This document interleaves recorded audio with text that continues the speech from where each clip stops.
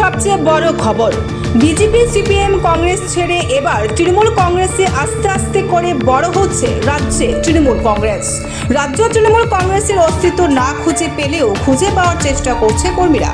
রাজ্য তৃণমূল কংগ্রেস ব্যাকফুটে গেলেও ফর্মে আনার চেষ্টা করছে শান্তনু। রাজ্য তৃণমূল কংগ্রেসকে শক্ত কতটুকু করতে পারবে শান্তনু, তা নিয়ে সন্দেহ।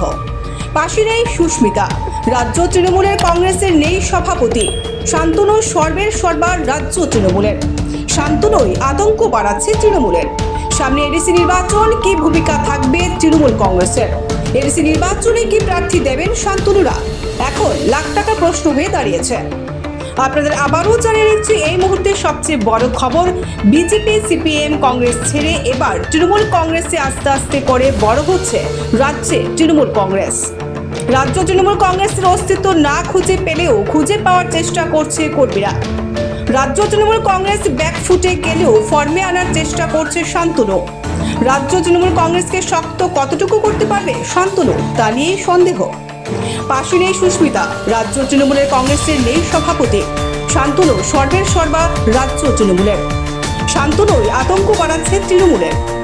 সামনে এডিসি নির্বাচন, কি ভূমিকা থাকবে তৃণমূল কংগ্রেসের?